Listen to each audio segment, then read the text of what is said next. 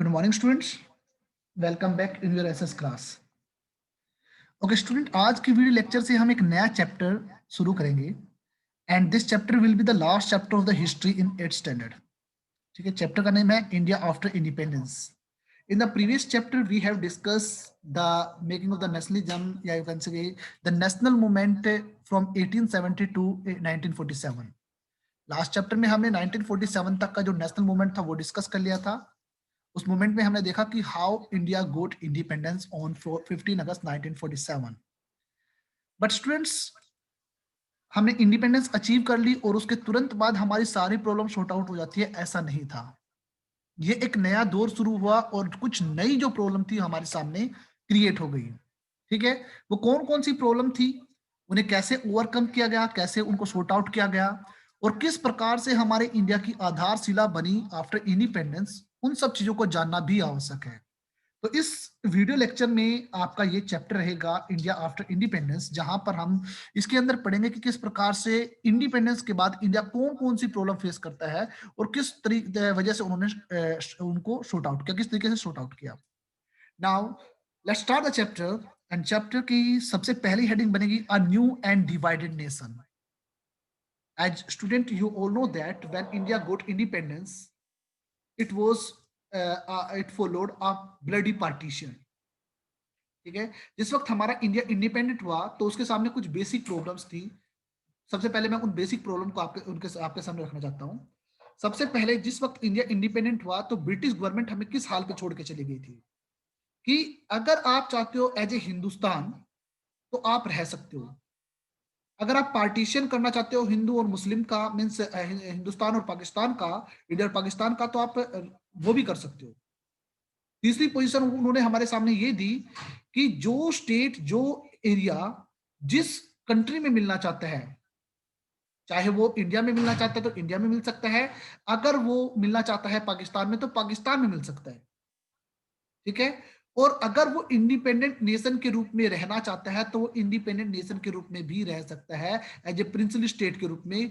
कोई बात नहीं होगी, कोई फर्क नहीं पड़ेगा। ठीक है, इस प्रकार की अवस्था में इंडिया को जो ब्रिटिश गवर्नमेंट था वो छोड़ के चला गया और आप देख सकते हो कि इस अवस्था में किस प्रकार की प्रॉब्लम फेस की जाएगी। ठीक है, तो हमारे इंडिया के सामने कुछ इमीडिएट आप कह सकते हो प्रॉब्लम्स आ गई और उनका इमीडिएट सॉल्यूशन की भी रिक्वायरमेंट थी। पहली इमीडिएट प्रॉब्लम थी इंडिया और पाकिस्तान का पार्टीशन हो गया था and it was you can से अ ब्लडी पार्टीशन, जिसकी वजह से बहुत ज्यादा ब्लड शेड आपको देखने को मिला। ठीक है, अब इसके अंदर क्या डिसाइड किया गया, इसके अंदर डिसाइड किया गया कि जो इंडिया के अंदर रहने वाली मुस्लिम कम्युनिटी है वो क्या करेगी, इंडिया को छोड़कर कहां पर जाएगी, पाकिस्तान में जाएगी, और पाकिस्तान के अंदर जो हिंदू कम्युनिटी है वो क्या करेगी, इंडिया में आएगी। ठीक है, तो नियर अबाउट ऐसा माना गया कि 8 मिलियन रिफ्यूजीज पार्टीशन के बाद इंडिया में आए थे। तो इन सब व्यक्तियों को इंडिया के अंदर रिहेबिलेट भी करना है, उनको आप कह सकते हो उन सबको बसाना भी है, साथ ही साथ उनको जॉब अपॉर्चुनिटी, आप कह सकते हो उनको लाइवलीहुड का सोर्स भी देना होगा। एक प्रॉब्लम हमारे सामने ये थी। ठीक है, दूसरी प्रॉब्लम अगर हम बात करते हैं तो आप सबको पता है कि अर्ली सिविलाइजेशन आपकी इंडस रिवर के आसपास में थी, तो maximum wheat and rice growing area था वो इंडस रिवर के आसपास में था। और इंडस रिवर का जो आप कह सकते हो ग्रीन बेल्ट था जहां पर कल्टीवेशन होती थी वो सारा का सारा कहां पर चला गया था, सारा का सारा पाकिस्तान में चला गया था। तो हमारे सामने फूड क्रॉप्स की प्रॉब्लम थी। अगर हम बात करते हैं हरियाणा, पंजाब या वेस्टर्न उत्तर प्रदेश या उत्तर प्रदेश के पार्ट की बात करते हैं जहां पर कल्टीवेटेड लैंड है या आप कह सकते हो जहां पर अरेबल लैंड है, वो इतना ज्यादा नहीं था जितना कि इंडस रिवर में कल्टीवेशन होता था। सेकंड प्रॉब्लम हमारे सामने आई। थर्ड प्रॉब्लम हमारे सामने ये थी कि उस जिस वक्त इंडिया इंडिपेंडेंट हुआ उस वक्त इंडिया में 567, near about 567 means about 500 you can say princely state थी, जिन्हें हम लोकल रियासतें, देसी रियासतें कह सकते हैं। अब क्योंकि ब्रिटिश गवर्नमेंट हमें छोड़ के कहां पर गई थी, हम चाहते हैं as a independent means princely state रहना चाहते हो तो आप as a independent princely state रह सकते हो, इंडिया में अगर मिलना चाहते हो तो इंडिया में मिल लीजिए, अगर पाकिस्तान में मिलना चाहते हो तो पाकिस्तान में मिल लीजिए। तो स्टूडेंट देखिए कि किस अवस्था में हमें ब्रिटिश गवर्नमेंट आफ्टर इंडिपेंडेंस छोड़ के चली गई थी। तो स्टूडेंट इस बात को तो आप गलती से भी नहीं मानोगे कि इंडिया को इंडिपेंडेंस मिलने के बाद इंडिया की प्रॉब्लम सॉर्ट आउट हो गई थी। सॉर्ट आउट तो नहीं हुई थी। अब तो इंडिया के सामने न्यू चैलेंज आपके सामने आ रहे थे, ठीक है। इसके अलावा इंडिया में पॉलिटिकल सिस्टम कैसा रहेगा वो भी सॉर्ट आउट करना था। इंडिया में न्यू पॉलिटिकल सिस्टम कैसा रहेगा, इंडिया एक डेमोक्रेटिक कंट्री बनेगा, रिपब्लिक कंट्री बनेगा, या किस प्रकार से यहाँ पर आगे पॉलिटिकल मैनर से काम करना होगा, तो वो भी चीज देखनी है। तो इस तरीके से इंडिया जो था, इंडिया इस सिचुएशन में था। अगर मैं थोड़ा सा इसको और आगे बताता हूं, तो अगर नॉर्मली बात करता हूं, तो वल्लभ भाई पटेल, जिन्हें हम आयरन मैन ऑफ इंडिया के नाम से जानते हैं, तो उन्होंने इन 567 प्रिंसिपल स्टेट को, आप कह सकते हो, इंडिया में मर्ज किया था, इंडियन यूनियन बनाया था। दूसरा, हमारे इंडिया में जो पुराने टाइम में अगर स्टेट्स या प्रोविंसेस थे, आज के टाइम में नहीं थे, ठीक है। हमारे देश में कल्चर को फॉलो करने वाले अलग अलग व्यक्ति है, डिफरेंट लैंग्वेज को बोलने वाले अलग अलग व्यक्ति है। तो लैंग्वेज के आधार पे अगर हम बात करते हैं, तो हमारे कुछ नए स्टेट क्रिएट किए गए थे, ठीक है। तो इस तरीके से बहुत ज्यादा प्रॉब्लम्स हमारे सामने थी। और इन सबसे भी बड़ी प्रॉब्लम अगर मैं बात करता हूँ, जिस वक्त प्रिंसिपल स्टेट को इंडिया में मर्ज किया गया था, तो उस वक्त केवल उस वक्त 567 में से मैक्सिमम जो प्रिंसिपल स्टेट थे वो इंडिया में मर्ज हो गए थे। बट हैदराबाद, ठीक है, जूनागढ़ जो गुजरात में है, और कश्मीर, ये तीन ऐसे थे जो जिनके मर्ज नहीं हुए। हैदराबाद का जो नवाब था वो निजाम था, एंड हैदराबाद एक मुस्लिम जोन एरिया है, आप कह सकते हो मुस्लिम कम्युनिटी वहां पर ज्यादा रहती है। तो वहां पर वो बोल रहे थे कि हमें पाकिस्तान में मिलना है। अब पाकिस्तान में आप कैसे मिल सकते हो, नहीं मिल सकते, ठीक है, क्योंकि हैदराबाद तो मिड में है। सेकंड थिंग, जूनागढ़ की मैं बात करता हूँ। जूनागढ़ के अंदर जो मैक्सिमम पॉपुलेशन थी वो मुस्लिम कम्युनिटी की थी, बट वहां का नवाब जो था वो एक, sorry, maximum community Hindu community थी, बट वहां का नवाब जो था वो मुस्लिम था, ठीक है। He also wanted to meet in Pakistan, but थोड़ा सा वहां पर आपस में क्राइसिस क्रिएट हो गए, तो इसलिए वो जूनागढ़ का जो नवाब था वो भाग गया था पाकिस्तान में, और जूनागढ़ भी इंडिया में मर्ज हो गया था। अब लास्ट पोजीशन रह जाती है वहां पर कश्मीर की। और कश्मीर की अगर मैं बात करता हूं, कश्मीर में उस वक्त राजा हरि सिंह का अधिकार था, एक हिंदू राजा थे, बट मैक्सिमम पॉपुलेशन किसकी थी, पाकिस्तान, सॉरी, मुस्लिम कम्युनिटी थी, ठीक है। अब कम्युनिटी अधिक मुस्लिम थी, इसीलिए डिसाइड किया गया कि ये पाकिस्तान में मिलेगा, ये डिसीजन हो चुका था। बट उसी दौरान में टेररिस्ट अटैक अटैक कर दिए गए पाकिस्तान के द्वारा कश्मीर के अंदर, जिसकी वजह से प्रॉब्लम क्या आ गई, उसकी वजह से प्रॉब्लम ये आ गई कि उस वहां पर टेररिस्ट अटैक हुए, तो उस वजह से उनकी हेल्प जो थी वो इंडिया ने की थी। तो इसलिए हरि सिंह जी जो है वो डिसाइड करते हैं कि जो कश्मीर है वो इंडिया में मर्ज कर देना है, ठीक है। तो ये सिचुएशन हमारे इंडिया में आई थी। तो वापस चलो हम चैप्टर पे आते हैं। तो मैंने आपको जनरल सी बातें बताई थी। अब चलो वापस आते हैं इंडिया में, और नया टॉपिक जो हम इंडिया आफ्टर इंडिपेंडेंस की बात करते हैं। तो इनमें सबसे पहले हम डिस्कस करेंगे अ new and divided nation. So when India became independent on 15 August 1947, it faced a lot of great difficulties and great challenge. ठीक है, तो बहुत सारे चैलेंज फेस थे। तो उनमें से चैलेंज सबसे पहला था कि इंडिया का इंडिपेंडेंस मिलने के बाद एक पार्टीशन हुआ था, जिसके अंदर 8 मिलियन रिफ्यूजी जो थे वो पाकिस्तान से हमारे इंडिया में आए थे। These people had to be found homes and jobs also, ठीक है, ये प्रॉब्लम थी। Then there was another problem of the princely state also. I have said to you that there are near about more than 500 princely state, and you can near about 567 princely state, each ruled by different maharaja and nawabs, each of whom had to be persuaded to join the new nation. अब इन सबको persuade करना है, they must be joined in the Indian Union, ठीक है। Now the problem of the refugee and the problem of the princely state had to be addressed immediately, क्योंकि हमें new political area क्या रहेगा, हमें न्यू पॉलिटिकल थ्योरी क्या अपनानी है, क्या पॉलिसी अपनानी है, वो भी तो डिसाइड करनी है। तो सबसे इमीडिएट जो डिसीजन लेना था वो लेना था इन रिफ्यूजीज को कैसे रिहेबिलिटेट किया जाए, और इन प्रिंसली स्टेट को किस प्रकार से इंडिया में मर्ज किया जाए। In the longer term, the new nation had to adopt a political system that would best serve the hopes and expectations of its population. अब इस पूरे टाइम पीरियड के अंदर अगर हम बात करते हैं, एक नया देश बन के आया था, और इस नए देश के अंदर एक ऐसा पॉलिटिकल सिस्टम स्टेब्लिश करना था जो कि इसके अंदर रहने वाले हर एक व्यक्ति की मैक्सिमम एक्सपेक्टेशंस एंड होप्स जो है पूरी हो सके, ठीक है। तो ये देख सकते हो कि ये इंडिया था। इंडिया के जो पॉपुलेशन थी, इस इतनी पॉपुलेशन को एक नया पॉलिटिकल सिस्टम प्रोवाइड करना था जो कि इनकी एक्सपेक्टेशन और इनकी होप्स को पूरा कर सके। अगर मैं बात करता हूँ 1947 के टाइम पीरियड की, तो India population in the 1947 near about 345 million, near about 345 million थी, and it was also divided, ये भी डिवाइड थी। डिवाइड कैसे थी? हमारा इंडिया एक कास्ट बेस्ड सोसाइटी को फॉलो करता था, तो upper caste and lower caste. Second thing, हमारे इंडिया के अंदर Hindu and Muslim community and other religion को फॉलो करने वाले पीपल रहते थे। Hindu in majority you can say, but there are many other people who follow, yeah, you can say, who have faith in different religion and different culture. तो उन सब व्यक्तियों को भी मर्ज करना था। एंड नेक्स्ट पॉइंट जो सबसे इंपॉर्टेंट है, the vast of the population they spoke different languages also, they wore different kind of dress, they use, yeah, you can say, they add different kind of food, they practice different kind of professions. Now we have arise, how could they be made to live together only in one nation? We have this type of problem. Means the main problem is to unite the India, means to the problem of unity it was added the problem of the development.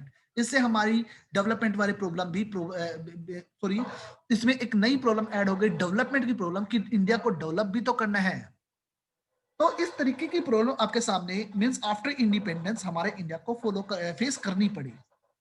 Indian जो leaders थे, you can से, मैं उनको ये बात बोलूंगा कि दे were very capable, बहुत अच्छे कैपेबल थे। उन्होंने इंडिया को इस प्रकार का एक पॉलिटिकल सिस्टम प्रोवाइड किया है कि इंडिया आफ्टर इंडिपेंडेंस दोबारा से वहां पर डेमोक्रेटिक गवर्नमेंट नहीं टूट के आई।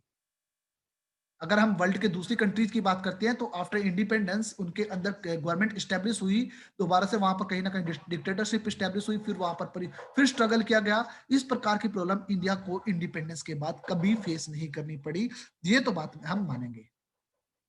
ठीक है, अब हमारे सामने क्या था? सबसे बड़ी प्रॉब्लम थी कि हमारे यहाँ पर डिफरेंट कल्चर को फॉलो करने वाले पीपल रहते थे, ये हमने डिस्कस कर लिया। और जो नई बात थी कि हमें डेवलपमेंट भी करनी है। अब डेवलपमेंट की बात क्यों आती है? देखिए, मैक्सिमम जो पॉपुलेशन है, means majority of the Indian, they live in villages, और विलेजेस का मतलब है they are dependent for their livelihood on agriculture. Agriculture पर डिपेंड थे, वो भी कोई बात नहीं है, बट हमारे इंडियन एग्रीकल्चर किसके ऊपर डिपेंड है? मॉनसून के ऊपर डिपेंड है। And this monsoon is uncertain, कभी मॉनसून जल्दी आ जाता है, कभी कम आ जाता है, कभी सूखा पड़ जाता है तो कभी फ्लड आ जाती है। Now the problem is here. ठीक है, अगर आपके पास फूड क्रॉप्स कम है तो प्रॉब्लम दूसरे व्यक्ति को भी होगी।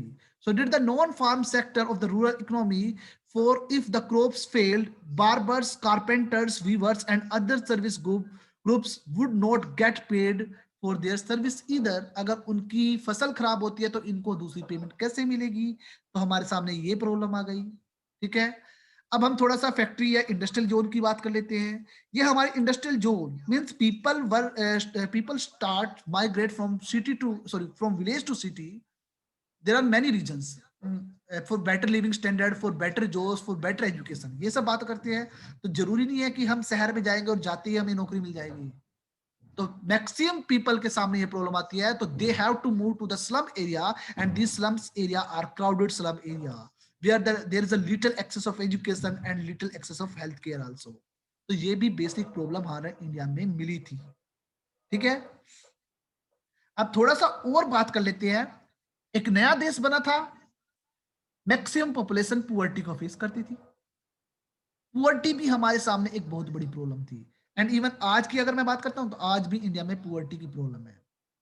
ठीक है, ऐसा मान सकते हैं कि इंडिया के अंदर एग्रीकल्चर की प्रोडक्टिविटी को इंक्रीज किया जाए, न्यू इंडस्ट्रीज या जॉब क्रिएट की जाए, इसके माध्यम से इन सब चीजों को सॉर्ट आउट किया जा सकता है। तो इस तरीके से हम बात करते हैं तो ये सारी प्रॉब्लम हमारे इंडिया में फेस होती की गई। तो इस तरीके से unity and development they had to go hand in hand, वो साइमल्टेनियसली एक दूसरे के साथ चलती रही। ठीक है, if the division between different section of India were not healed, they could result in violent and costly conflict, means high caste fighting with the lower caste. Hindu had a conflict with Muslim also. ठीक है, तो हमारे सामने अगर मैं बात करता हूँ यूनिटी और डेवलपमेंट, ये दो प्रॉब्लम थी, दोनों प्रॉब्लम साइमल्टेनियसली चल रही थी। अगर सबसे पहला तो सबसे इमीडिएट जो थी कि जो ये हमारी डिफरेंट क्लास एंड सेक्शंस हैं, इनको किस प्रकार से अकोमोडेट किया जाए, ये सबसे बड़ी प्रॉब्लम थी। ठीक है, at the same time, if the fruit of economic development did not reach to the maximum population, it also create a new kind of division that is called rich and poor. ठीक है, जिसकी वजह से cities और country side ये problem आ सकती है। तो कहीं ना कहीं अगर हम बात करते हैं, हर एक रीजन में प्रॉब्लम ही प्रॉब्लम हमारे इंडिया को फेस करनी पड़ रही थी। स्टूडेंट, सबसे पहले मैंने आते ही आपको ये बात बोली थी कि इंडिया ने 15 अगस्त 1947 India got independence and the problem is not sorted out. यहां से तो प्रॉब्लम शुरू हुई थी। ठीक है, क्या पॉलिटिकल डिवीजन होगी, किस प्रकार की पॉलिटिकल पॉलिसी अपनानी है, नियर अबाउट 8 मिलियन रिफ्यूजीज हमारे इंडिया में आए हैं, how to rehabilitate all these people, and second thing, हमारे इंडिया में यूनिटी कैसे क्रिएट होगी, because in India there are many people who follow different culture, different language, who spoke different language, and even in our society it was caste based society where where high caste and lower caste division are also, and तो this create a problem for the unity, और इसके साथ साथ आपको development भी करनी है। तो इंडिया जो है वो लगातार इन सब प्रॉब्लम को जूझ रहा था, बट इंडियन जो पॉलिटिकल लीडर्स थे उन्होंने बड़े अच्छे तरीके से क्या किया, हमारे, आप कह सकते हो, इन सब प्रॉब्लम को सॉर्ट आउट किया। प्रयास किया जा रहा है आज भी, अगर हम बात करते हैं। ठीक है, नाउ नेक्स्ट टॉपिक हम पढ़ेंगे, द कॉन्स्टिट्यूशन इज रिटन, क्योंकि हमारा इंडिया क्या है, एक डेमोक्रेटिक कंट्री है। और अगर मैं डेमोक्रेटिक कंट्री की बात करता हूँ, इस डेमोक्रेटिक कंट्री के अंदर क्या होता है, इस डेमोक्रेटिक कंट्री के अंदर नॉर्मली हम बात करेंगे तो इंडिया के अंदर एक ऐसी थ्योरी, हम थ्योरी की बात करेंगे, वो थ्योरी डिसाइड करेगी कि इंडिया के अंदर किस प्रकार से शासन चलाया जाएगा। So between December 1946 to November 1949, near about all over India के अंदर से नियर अबाउट 389, नियर अबाउट हम 400 कह सकते हैं, तो नियर अबाउट 389 जो ऑल ओवर इंडिया से रिप्रेजेंटेटिव आए, और उन रिप्रेजेंटेटिव ने इंडिया का जो पॉलिटिकल फ्यूचर कैसा होगा वो डिसाइड किया गया। ठीक है, इस आधार पे एक कॉन्स्टिट्यूएंट असेंबली बनाई गई, और उस कॉन्स्टिट्यूएंट असेंबली ने क्या किया, एक रफली हमारा कॉन्स्टिट्यूशन प्रिपेयर किया गया, और फिर उसके बाद ये ऑल ओवर जो पीपल थे इन्होंने क्या किया, दिसंबर 1946 से लेकर नवंबर 1949 तक close by close, paragraph by paragraph उनके ऊपर डिबेट डिस्कशन किया, और देन हमारे इंडिया का जो कॉन्स्टिट्यूशन था वो प्रिपेयर हुआ, it was prepared, and you can से it was adopted on 26 November 1949, but students, it was adopted, and you can say it was implemented on 26 January 1950। Complete हो गया था हमारा 26 नवंबर 1949 को, बट जो केम इनटू फोर्स हुआ या इंप्लीमेंट करने की बात आई वो 26 जनवरी 1950 को किया। रीजन आपको पता है, लास्ट चैप्टर में डिस्कस कर चुका हूं, क्योंकि 26 जनवरी 1930 it was celebrated as a complete independence day. तो उस सिग्निफिकेंस को शो करने के लिए इंडिया का जो कॉन्स्टिट्यूशन है वो 26 जनवरी 1950 को अडॉप्ट कर लिया गया, यू कैन से इंप्लीमेंट कर दिया गया। ठीक है, इस कॉन्स्टिट्यूशन के अंदर आप देखिए, कॉन्स्टिट्यूशन प्रिपेयर हो गया था, इसका मतलब ये नहीं है कि कॉन्स्टिट्यूशन वहां जो बन गया था वही बन गया। इसमें एक बहुत अच्छा प्रोविजन रखा गया था, अमेंडमेंट का प्रोविजन। अगर इंडिया को लगता है कि कोई रूल एंड रेगुलेशन इतना स्ट्रिक्ट बन गया है, it is very you can से हार्मफुल, या इतना स्ट्रिक्ट है कि पीपल उसके साथ कोप अप नहीं कर सकते, तो अमेंडमेंट प्रोसेस उसमें डाल दी कि through amendment we can change it, we can modify it. ये मोस्ट इंपोर्टेंट पार्ट था इसका। ठीक है, अब इंडियन कॉन्स्टिट्यूशन प्रिपेयर हो गया, और इसके अंदर सबसे मोस्ट इंपोर्टेंट फीचर जो हमारे इंडियन कॉन्स्टिट्यूशन ने प्रोवाइड की थी ऑल सिटीजन को, it was the universal adult franchise. What does it mean? It means right to vote. इसका मतलब क्या था? राइट टू वोट जो था, ये सबसे इंपॉर्टेंट फीचर थी जो हमारे इंडियन कॉन्स्टिट्यूशन ने, अगर हम बात करते हैं, हमारे इंडियन सिटीजन्स को प्रोवाइड की गई थी। अब देखिए स्टूडेंट, राइट टू वोट कितना इंपॉर्टेंट पार्ट रहेगा।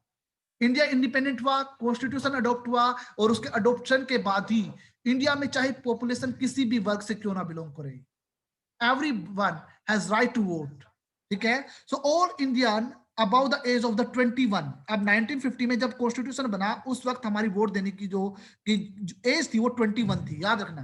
आज हमारी 18 है, इसके बारे में मैं थोड़ा सा बताऊंगा आपको। When India adopted the, you can say, adopted the constitution on 26 January 1950, so all Indian above the age of 21 would be allowed to vote in the national election, जहां पर हमारा प्राइम मिनिस्टर चूज होता है, and in the you can say state elections also. ठीक है, they belong to any caste, they belong to any class, whether they are female और male, there is no discrimination। all the Indian, whether male, female, whether they belong to upper caste, lower caste, whether they belong to any religion, all the Indian who are above the age of 21 years, they all are allowed right to vote, and you can say they all are allowed to vote in the state election and in the national elections. ठीक है, ये सबसे most important revolutionary step था जो आज तक किसी भी कंट्री ने नहीं उठाया, जो इंडियन लीडर्स ने आफ्टर इंडिपेंडेंस उठा लिया था। ठीक है, थोड़ा सा दूसरे कंट्री के बारे में, इसी राइट टू फ्रेंचाइजी के बारे में बात कर लेते हैं। ठीक है, तो देखिए सबसे पहले हम बात करेंगे अदर कंट्री में, यूनाइटेड किंगडम। अगर मैं यूके की बात करता हूं, यूनाइटेड किंगडम में England, Ireland, Scotland and Wales, ये आते हैं। ठीक है, यूनाइटेड किंगडम की बात कर लेते हैं और नेक्स्ट कंट्री की बात कर लेते हैं, that is US. these two countries are the, you can say, developed countries. ठीक है, अगर मैं इन कंट्रीज की बात करता हूं तो this right, it means right to vote, it had been granted in stages. Stages में दिया गया। First of all they provide right to vote man only property, जिन व्यक्ति के पास प्रॉपर्टी थी, मींस रिच पर्संस को वोट देने का अधिकार दिया। उसके बाद उन्होंने क्या दिया, the man who were educated were also added in it, वो भी ऐड किए गए। देन वर्किंग क्लास जो थे उनको ऐड किया गया, because they struggle a lot for it. Finally after a bitter struggle of their own, American and British women को वोट देने का अधिकार मिला। ठीक है, अब देखिए हमने क्या किया, यूके और यूएस के बारे में डिस्कस किया, and we have discuss that right to vote was given, you can say, in the stages in these developed countries. First of all, right to vote was given just only man with property. It means rich male member. Then the working class and the poor class struggle for it. Then they got they got right to vote. यहाँ पर education वालों को दिया, फिर उसके बाद working class को दिया। अभी भी फीमेल पेंडिंग थी, फिर फीमेल ने क्या किया, फीमेल ने स्ट्रगल किया, then they got right to vote. देखिए स्टेजेस में सभी को वोट मिला। But on the other hand, if we compare this thing with India, India grant this right to all citizen after independence. After independence हर एक व्यक्ति को vote देने का अधिकार दे दिया। ठीक है, इंडिया ने ये सबसे इंपॉर्टेंट स्टेप उठाया, और Indian citizen they have the age about 21 year, they have right to vote, okay, without any without regardless they belong to any gender, class and education, doesn't matter. ठीक है, this is the most important. अब हमने बात की थी कि जब India independent हुआ, राइट टू वोट कितनी एज पे था, 21 साल की उम्र में। आज कितना है, 18 ईयर। तो 1989 के अंदर 61 अमेंडमेंट किया गया था, और उस अमेंडमेंट या उस अनुच्छेद के आधार पे इंडिया के अंदर जो वोटिंग राइट थी वो 18 ईयर कर दी गई थी। ओके स्टूडेंट्स, इस तरीके से 18 ईयर की एज में हमें वोट देने का अधिकार मिला। ठीक है, नाउ ये थी हमारी first feature. Now we will discuss about second feature. Second feature की अगर मैं बात करता हूं कॉन्स्टिट्यूशन की, it granted equally before the law to all citizen. Second feature है कि हमारे इंडिया के अंदर all the citizens are equal before the law, whether they belong to any caste, whether they belong to any religion, it doesn't matter, all are equal before the law, nobody is above the law. Okay guys, there were some Indians who wished that the political system of the new nation should be based on the Hindu ideals and that India itself run as a Hindu state. कुछ व्यक्तियों का मानना था, कुछ व्यक्तियों को नहीं मानना था, because they pointed out the example of the Pakistan also, the interest of the particular religion community Muslim, क्योंकि वहां पर ये मुस्लिम धर्म के आधार पे चलता था। ठीक है, कुछ व्यक्तियों ने ये बात मानी थी, मीन्स कुछ व्यक्तियों ने अपने विचार प्रकट किए थे, but the Indian prime minister Jawaharlal Nehru was the opinion that India could not and must not become a Hindu Pakistan. उन्होंने सीधा एक वर्ड बोला, हम इंडिया को एक हिंदू पाकिस्तान नहीं बनाना चाहते, वो एक मुस्लिम कम्युनिटी वाला देश है, उसने क्या किया, मुस्लिम पाकिस्तान बना लिया। हमारा इंडिया क्या रहेगा, एक ऐसा देश रहेगा जहां पर हर एक कल्चर को इक्वल मैनर से, हर एक रिलीजन को इक्वल मैनर से फॉलो किया जाएगा, इक्वल मैनर से उनको दर्जा दिया जाएगा। तो हम हिंदू पाकिस्तान नहीं बनाना चाहते इंडिया को। ठीक है, तो इसलिए ये जो बात थी कि हिंदू धर्म के आधार पे हमारा देश चलना चाहिए, उन सबको बंद कर दिया गया, उन सब चीजों के बारे में डिसाइड नहीं किया। Because besides Muslim, India had also a large population of Sikh, Christian, as well as there are many Parsi and Jain and some of Buddhist. So in India there are many people who follow different religions. तो हम ऐसे कैसे कह सकते हैं उनके लिए। So under the new constitution, they would have the same right as Hindu, same opportunities as Hindu got. When there is a job opportunities, so everybody has same right. Okay, so that's why the second feature which our Indian constitution provide, it was equality before the law. ठीक है, और religion का अधिकार सभी को दे दिया गया. Now we will discuss about the third feature जो हमारे इंडियन कॉन्स्टिट्यूशन ने प्रोवाइड की थी. It offered special privilege for the poor section and the most disadvantage Indians. ये मोस्ट इंपोर्टेंट है. ठीक है, अब हमारे देश में राइट टू इक्वालिटी का अधिकार दिया गया, बट हमारे देश एक कास्ट बेस्ड सोसाइटी से बिलोंग करता था, और इस सोसाइटी के अंदर प्रॉब्लम ये थी कि ऐसी सोसाइटी के अंदर कुछ व्यक्तियों को क्या कर दिया गया था, कुछ व्यक्ति जो थे हमारी सोसाइटी में बिल्कुल डाउन में थे, बिल्कुल बॉटम में थे. उन व्यक्तियों को अपग्रेड करने के लिए, देश में से अनटचेबिलिटी जैसी चीज को खत्म करने के लिए, अबोलिश करने के लिए इस चीज को किया गया. ठीक है, तो इस तरीके से अगर हम बात करते हैं, हमारे देश की जो वो लोअर सेक्शन था, उस सेक्शन को क्या कर दिया गया, उस सेक्शन को कुछ रिजर्वेशन प्रोवाइड कर दी गई, चाहे वो एजुकेशन के एरिया में थी, चाहे वो जॉब के एरिया में थी. Hindu temples, you can say previously open to only for high caste, now they were thrown open to all. चाहे वो पहले अनटचेबल माने जाते थे, वो उनके लिए भी ओपन है. After long debate, the Constituent Assembly also recommended that a certain percentage of seats in the legislatures and in the job of the government, they must be reserved on the for the member of the lower caste. It had been argued that some untouchables, and you can say they were known as Harijan candidate, did not have good enough grade to get the prestigious Indian administrative service. ऐसा माना गया कि इनके पास source की कमी है, तो ये कैसे मिलेंगे. But as one member of the Constituent Assembly, H.J. Khandkar, argued that it was the upper caste who were responsible for the Harijans being unfit today. Addressing his more privileged colleagues, and Khandkar said, "We were suppressed for the thousands of the years. So you engage us in your service to serve your own end and suppress us to such an extent that neither our minds nor our body or nor even our heart work, nor are we able to march forward." उसने कहा कि ये हमारे upper caste के व्यक्ति थे, उन्होंने हम सबको इतना दबा के रखा कि आज ना तो हमारा दिमाग काम करता है, ना आज हमारी बॉडी इतना काम करती है, ना ही आज हमारा हार्ट इस चीज के लिए वो काम करेगा कि हम आगे बढ़ेंगे. तो इन व्यक्तियों को आपको क्या देना पड़ेगा, इन व्यक्तियों को हमें क्या देनी पड़ेगी, रिजर्वेशन प्रोवाइड करनी पड़ेगी.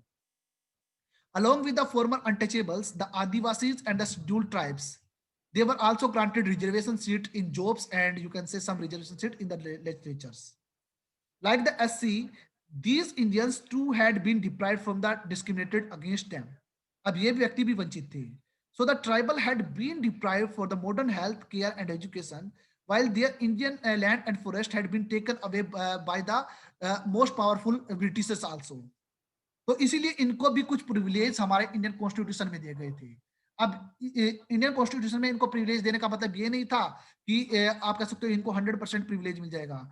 इनको जस्ट ओनली इतना प्रिविलेज मिलेगा ताकि ये व्यक्ति क्या कर सके, अपने अकॉर्डिंग आप कह सकते हो अपने आप को अपलिफ्ट कर सके. सो हमारे इंडियन कॉन्स्टिट्यूशन के अंदर क्या किया गया, इन सब व्यक्तियों को रिजर्वेशन प्रोवाइड की गई थी. तो स्टूडेंट आज के वीडियो लेक्चर में बस केवल इतना ही. In the next video lecture we will discuss further in this chapter. I hope everything is clear to all of you. So I'll see you in the next video. Thank you. Have a nice day.